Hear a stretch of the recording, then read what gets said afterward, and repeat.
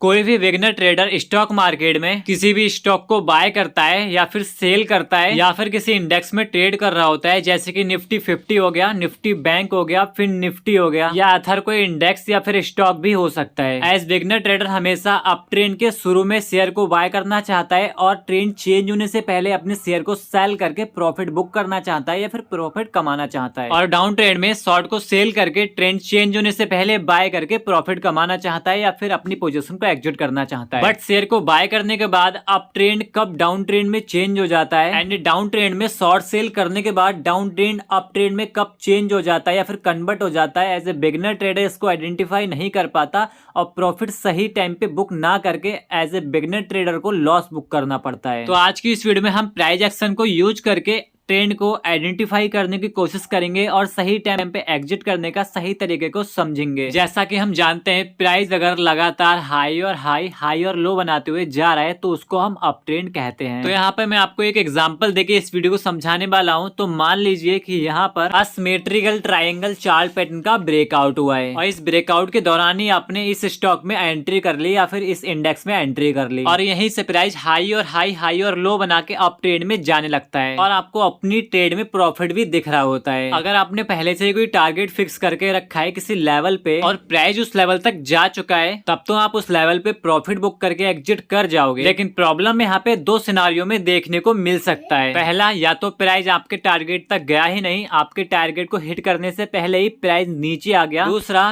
Price action को देखकर आप एग्जिट करने का सोच रहे हो या पहले से आपने कोई टारगेट लगा के रखा ही नहीं है। तो सबसे पहले आपको इसमें हाई और लो को एकदम अच्छी तरीके से फॉलो करना है। अगर प्राइस हाई और लो बनाते हुए अप ट्रेंड में जा रहा है और प्राइस अपने स्ट्रक्चर को एक बार भी चेंज करता है तो वहां पे आपको अलर्ट हो जाना है और देखना है प्राइस जहां से हाई बनाते हुए अप ट्रेंड को कंटिन्यू कर रहा था, वहां से प्राइस अगर लोअर लो और हाई और लो को ब्रेक कर देता है और प्रीवियस हाई लो को भी ब्रेक कर देता है तो आपको उस ट्रेड से तुरंत एग्जिट करना चाहिए। और इसके सेकेंड सिनारियो में ऐसा भी हो सकता है कि प्राइस आपके टारगेट तक पहुंचने से पहले ही कंसोलिडेशन करना स्टार्ट कर देता है, तो यहाँ पर भी आपको अलर्ट हो जाना है क्योंकि इससे पहले जो अभी ट्रेंड चल रहा है वो अप ट्रेंड है और अप ट्रेंड में जो कंट्रोल होता है वो टोटली बायर्स का होता है। तो अभी जहाँ पर प्राइस हाई और लो बनाते हुए अप ट्रेंड में कंटिन्यू कर रहा था, इस प्राइस पॉइंट में आके प्राइस स्ट्रगल करना स्टार्ट कर देता है। मतलब कि सेलर भी यहाँ पे अब एक्टिव हो चुका है और सेलर हैवी क्वांटिटी में सेल ऑर्डर ला रहा है। तो यहाँ पे बायर्स अगर सेलर्स का हैवी क्वांटिटी में सेल किए हुए शेयर्स को बाय नहीं कर पाता है तो भी प्राइस सेलर्स के कंट्रोल में चला जाएगा। तो यहाँ पे आपको अलर्ट होकर कैंडल स्टिक को सही से रीड करना है। कोई भी स्ट्रॉन्ग सेलर कंट्रोल कैंडल मतलब कि बेयरिश कैंडल यहाँ पर बन जाता है तो आपको तुरंत अपनी ट्रेड से एग्जिट करना चाहिए। लेकिन इसके थर्ड सिनारियो में ऐसा भी हो सकता है कि प्राइस यहाँ पर हाई और लो बनाते हुए अप ट्रेंड को कंटिन्यू कर रहा है, अगर प्राइस प्रीवियस हाई और लो को भी ब्रेक करके नीचे आ जाता है तो यहाँ पे आपको अलर्ट हो जाना चाहिए क्योंकि स्ट्रॉन्ग अप ट्रेंड में बायर्स अपना प्रीवियस हाई और लो ब्रेक करने देना नहीं चाहता है और अगर ये ब्रेक हो रहा है मतलब कि सेलर्स बायर्स से भी ज्यादा एग्रेसिव होकर ट्रेड कर रहा है। तो अगर यहाँ पे कोई स्ट्रॉन्ग बेरिश कैंडल बन जाता है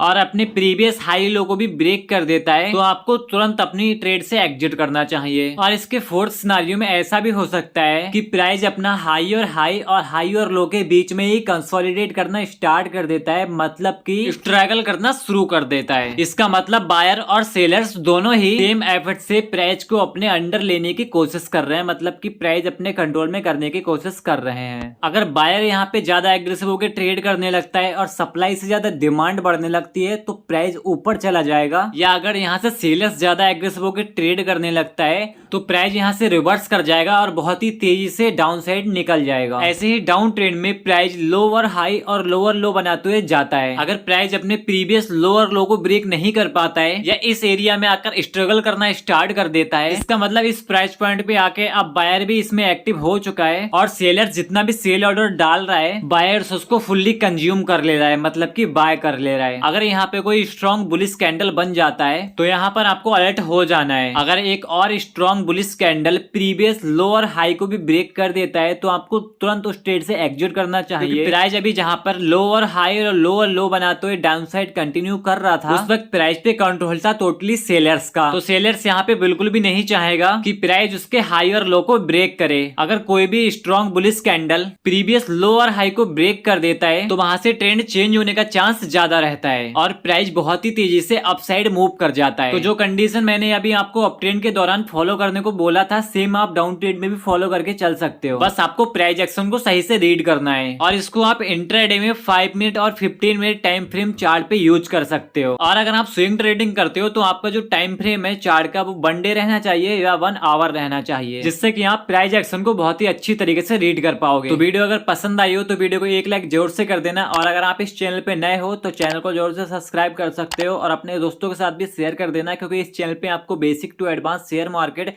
एकदम फ्री में सिखाया जाता है। तो आज की वीडियो में बस इतना ही, मिलते हैं अगली वीडियो में, तब तक के लिए thanks for watching this video.